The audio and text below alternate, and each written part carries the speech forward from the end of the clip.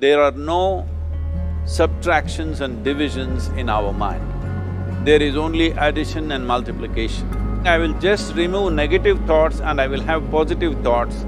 All the best, it's not going to work. It's just that you need to pay little attention as to how it functions. You will see there is a distinction between what is you and what you have gathered.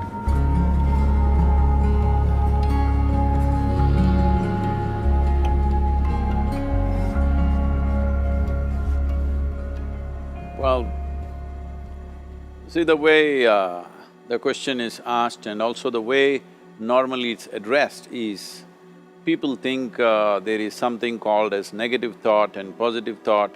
They want to remove the negative thoughts and have only positive thoughts. For such people, I would ask them to just experiment for 10-15 seconds. Let them forcefully remove one thought from their mind. For example, next 10 seconds, just don't think of a monkey. Try not to think of a monkey for next 10 seconds. You will see you will be full of monkeys. So what I'm saying is, this is the nature of your mind, because in this mind, all the three pedals are throttle. There is no brake, there is no clutch. Whatever you touch, it will only go faster. In this kind of mind, people have been taught from moral teachers and religious teachers, do not think about bad things. Well, since then it's been a full-time job. So there is no way you can handle the mind like this. This doesn't need any great enlightenment. If you spend 2 minutes with your eyes closed, you will realize you cannot do anything forcefully with this mind. So, I want to remove negative thoughts. Do not ever go in this direction, because what you want to remove will become your quality. Always you will be on it. So what should I do?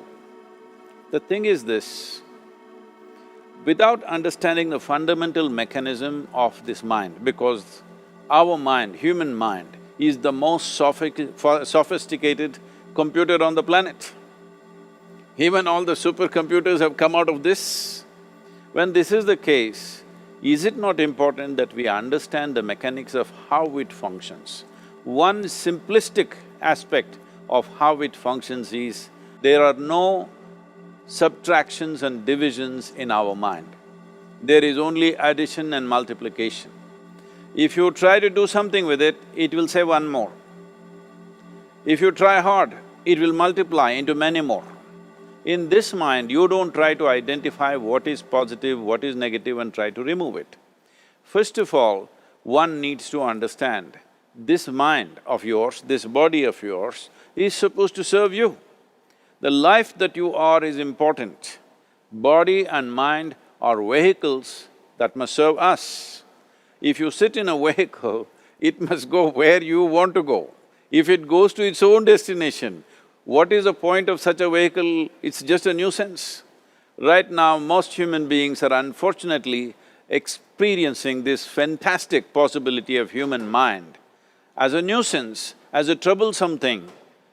Well, this is the most beautiful thing you have. It's just that you need to pay little attention as to how it functions. One simple thing is this. First and foremost process is, that's why we put out this process called Isha Kriya. This is to distance yourself from your physiological and psychological process. There is something called as you which exists. This is not a composite of all your thoughts and emotions and physiological processes. Beyond that, there is you. If you close your eyes, even if you cannot see anything, you're still there. It is through the window of your eyes that you're looking out, but if you close your eyes, it doesn't mean that you don't exist, you still exist. So beyond your thought, you still exist, beyond your emotion, you still exist. So that you, the life that you are, this has to come into your experience. Why is it that you're not allowing that to come into your experience, which is the most significant aspect of who you are? Who you are right now, the most significant aspect is, you and me are alive right now, this is it. What I'm thinking, what you're thinking is not the important thing. We are alive right now, that is the important thing. So, it is important that you focus on this fundamental sense of aliveness within you, and then you will see there is a natural distance between you and your thought process. Once there is a distance between your psychological process and your physiological process, this is the end of suffering. Because there are only two kinds of suffering that human beings go through, physical suffering and mental suffering. Once you create a little space between you and your mind, between you and your body, this is the end of suffering. This is something every human being has to experience and know, otherwise thinking I will just remove negative thoughts and I will have positive thoughts, all the best, it's not going to work 100%, it's not going to work because nobody can remove it, they can avoid it for some time. So when negative thoughts come, you say Ram Ram, Shiva Shiva, whatever you want, but this is just avoiding, it's not gone. The moment you stop that, it will pop back with great force, otherwise it'll come back in your dreams. So it's very important, first of all you need to understand your anger, your resentment, your fear, your anxieties, the negativity that you generate. Generally resentment, anger, it is always directed towards somebody. But we need to understand this is poisons that we are drinking and expecting somebody else to die. Fortunately, life doesn't work like that. If I drink poison, I die. If I drink poison, you don't die. So, we need to understand this. When I say poison, today you can have yourself chemically analyzed. Right now, what is your blood work, what it says? 5 minutes of intense anger, check your blood work and see, there will be lots of negative elements in it, literally you're poisoning yourself. So, do you want to poison yourself? Definitely not. Now the very question is coming from certain helplessness, what shall I do?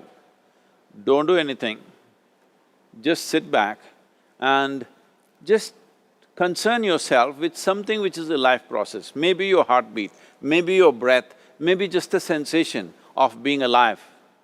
Depending upon how sensitive or how perceptive you are, accordingly, find something.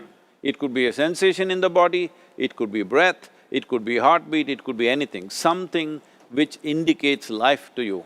Just pay attention to that for some time. Slowly you will see there is a distinction between what is you and what you have gathered, which includes both your physiological and psychological possibility or mess, whatever you made out of it.